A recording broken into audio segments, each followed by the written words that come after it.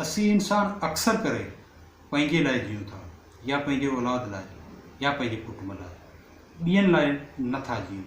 लेकिन हिन दुनिया में कुझु अहिड़ा इंसान बि आहिनि जिन ॿियनि लाइ जी ॾेखारियो आहे। मिसाल असां वटि मौजूदु आहिनि काफ़ी सारा। अचो त अहिड़े इंसान जो ज़िक्र करियूं, हिकु बल्कि अहिड़ी औरत जो ज़िक्र करियूं जंहिं असांखे जी ॾेखारियो त इंसाननि लाइ कीअं जीबो आहे, मजबूर लाचार बेवस इंसाननि लाइ कीअं जीबो आहे। अॼु अचो त उन अज़ीम औरत खे कुझु पेश करियूं ऐं उनजी जेका महिनत आहे उनखे कुझु न कुझु दाद ॾियूं ऐं उन मां सबक़ु वठूं त ॿियनि काण कीअं जीबो आहे। त अचो त ज़िक्र करियूं उन अज़ीम औरत जो। मदर टेरेसा 26 अगस्त 1910 ते अल्बानिया में पैदा थी। हूअ 18 सालनि जी थी त कुझु वक़्त लाइ आयरलैंड हली वई, जितां कुझु वक़्त खां पोइ इंडिया हली आई।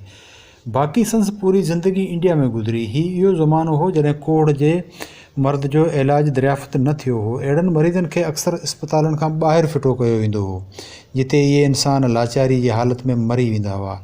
उन क़िस्म जे ॿियनि हालातनि गुरबत, अफ़लास, बुख, मायूसी, इंसान ज़ात जी बेवसी हिन रहमदिल ईसाई मज़हब जी औरत जी दिलि ते गहरा असर छॾिया। हिन दिलि में अज़म कयो त बसि उहा हाणे सिर्फ़ु इंसाननि जी ख़िदमत कंदी।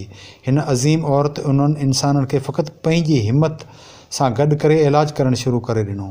संस कारनामनि खे ॾिसंदे कुझु रहमदिल इंसाननि संस मदद करणु शुरू कई ऐं ईअं ॾिसंदे ॾिसंदे हिन कोढ़ जे मरीज़नि जूं इस्पतालूं जोड़णु शुरू कयूं ऐं हर क़िस्म जा ख़ैरियाती इदारा संस महिनत सां ठहिणु लॻा।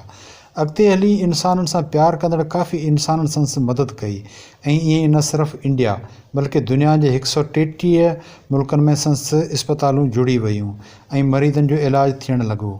हिन शादी न कई, खेसि पूरी दुनिया जी माउ जे ख़िताब सां सरफ़राज़ कयो वियो। संस अज़ीम कारनामनि खे ॾिसंदे 1979 में खेसि दुनिया जे अला इनाम नोबल प्राइज़ सां नवाज़ियो वियो। हिन अज़ीम औरत 87 सालनि जी उमिरि में 1997 में वफ़ात कई।